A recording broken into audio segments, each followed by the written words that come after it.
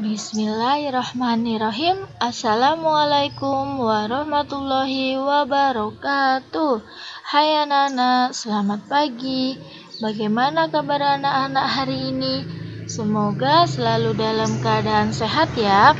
Hari ini kita akan belajar tema 8, subtema 4, muatan matematika, yaitu tentang membaca data berdasarkan diagram batang. Nah, sebelumnya di pembelajaran 3 kita sudah belajar cara menyajikan data dalam bentuk diagram batang.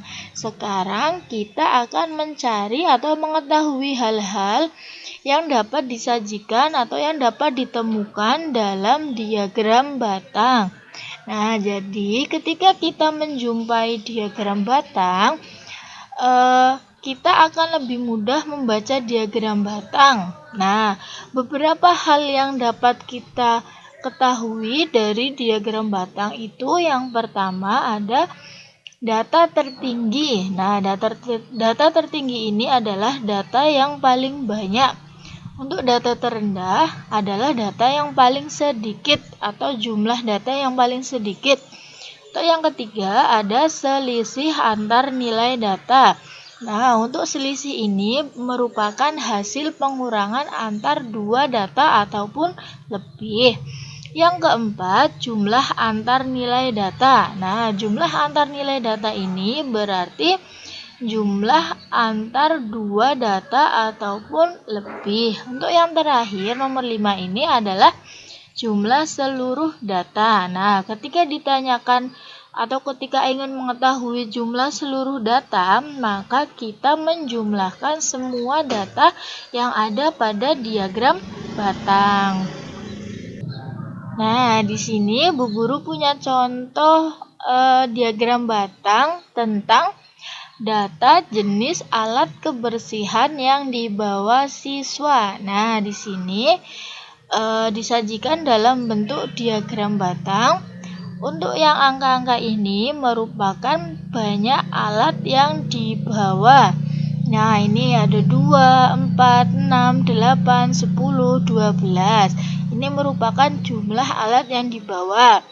Nah, untuk yang ini ada sapu lidi, sapu ijuk, kain pel, dan kain lap. Itu merupakan alat kebersihan, jenis alat kebersihan yang dibawa siswa. Nah, jadi cara membaca diagram batang ini, yang pertama kita lihat dulu dari yang sebelah kiri. Nah, ini merupakan sapu lidi. Sapu lidi ini adalah jenis alat kebersihannya ya. Jenis alat kebersihan sapu lidi ini yang dibawa siswa ini sebanyak 4. Nah, ini karena ini tinggi diagram batangnya ini berhenti di angka 4, maka untuk sapu lidi ini jumlahnya ada 4. Nah, yang kedua, untuk sapu ijuk ini jumlahnya, nah ini berhenti, ternyata sapu ijuk ini berhenti di angka 10. Jadi, untuk banyaknya sapu ijuk yang dibawa siswa adalah 10, seperti itu. Nah, untuk jumlah alat kebersihan kain pel kita lihat ada berapa. Nah, ternyata untuk ini titik-titik ini merupakan garis penghubung. Nah, untuk memperjelas kita membaca sampai mana tinggi kain pel ini berhenti. Nah, ternyata untuk kain pel ini banyaknya yang dibawa siswa ada 8. Jadi ada 8 siswa yang membawa kain pel. Nah, untuk kain lap ini kita lihat. Nah, ternyata untuk kain lap ini, nah jika kita hubungkan ke sini maka akan berhenti di angka 12. Jadi untuk kain lap ini ada siswa yang membawa 12 kain lap. Seperti itu ya cara membacanya. Nah, dari diagram batang ini dapat kita ketahui beberapa hal. Nah, yang pertama, jenis alat kebersihan yang paling banyak dibawa oleh siswa adalah kain lap. Kenapa kok kain lap? Nah, jadi untuk jenis alat kebersihan yang paling banyak berarti yang paling banyak ini dari 4, 8, 10, 12 yang paling banyak ternyata 12. Nah, ini 12 ini punyanya siapa? Kita hubungkan lagi. Ternyata 12 ini punya kain lap. Jadi, jenis alat kebersihan yang paling banyak dibawa oleh siswa adalah kain lap. Nah, untuk lebih mudahnya kita lihat untuk yang paling banyak itu berarti diagramnya yang paling tinggi, batangnya yang paling tinggi. Nah, ternyata dari keempat ini, diagram yang paling tinggi itu yang kain lap. Jadi yang paling banyak itu adalah kain lap, yaitu sejumlah 12. Nah, untuk yang nomor 2, jenis alat kebersihan yang paling sedikit. Nah, sekarang yang ditanyakan yang paling sedikit. Untuk tadi yang paling banyak itu berarti yang paling tinggi, maka jika ingin mengetahui yang paling sedikit, maka kita lihat untuk diagram yang paling pendek. Nah, untuk yang paling pendek ternyata yang ini 4 ya, yang ini ya 4. Nah, 4 ini adalah jumlah dari sapu lidi. Nah, jadi jenis alat kebersihan yang paling sedikit dibawa oleh siswa adalah sapu lidi, yaitu berjumlah 4. Seperti itu, sudah jelas anak-anak? Nah, yang selanjutnya.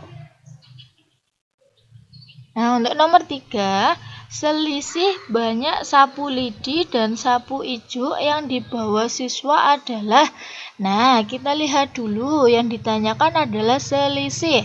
Selisih itu berarti hasil pengurangan antara sapu lidi dengan sapu ijuk. Nah, kita lihat dulu sapu lidi itu berapa jumlahnya. Sapu lidi ternyata ada 4 jumlahnya. Nah, untuk sapu ijuk itu ada 10. Maka untuk selisihnya atau hasil pengurangannya adalah 10 dikurang 4. Hasilnya 6 buah. Seperti itu. Nah, untuk yang nomor 4, jumlah seluruh alat kebersihan yang dibawa siswa. Nah, ketika ditanyakan jumlah seluruh alat kebersihan, maka kita jumlahkan semuanya. Bukan dijumlahkan semua angka yang ada di sini, tetapi jumlahkan angka yang terdapat garis penghubungnya. Nah, ini 2 ini bukan punya siapa-siapa, jadi tidak perlu ikut dijumlahkan. Hanya ini 4 punya sapu lidi, terus sapu ijuk itu ada 10, kain pel itu ada 8, dan kain lap itu ada 12. Maka hasil penjumlahannya 4 ditambah 10 ditambah 8 ditambah 12, hasilnya ada 34 buah. Nah, jadi untuk jumlah seluruh alat kebersihan itu ada 34 buah. Seperti itu. Sudah paham anak-anak? Nah, untuk melatih pemahaman anak-anak tentang materi ini, silahkan anak-anak kerjakan 5 soal ini ya. Dikerjakan di buku tugas anak-anak. Nah, Bu Guru jelaskan sedikit. Di sini ketika ada, nah ini ada beberapa warna ya. Untuk tadi itu hanya ada satu warna. Di sini ada beberapa warna. Warna-warna ini menunjukkan, nah di sini untuk warna biru ini menunjukkan jalan mawar. Nah, berarti yang ini jalan mawar, warna biru. Untuk yang merah, jalan anggrek. Untuk yang warna hijau, ini jalan kamboja. Dan warna ungu adalah jalan lili. Nah, untuk ini 0, 10, sampai dengan 70 ini menunjukkan jumlah atau banyaknya rumah di setiap jalan. Seperti itu.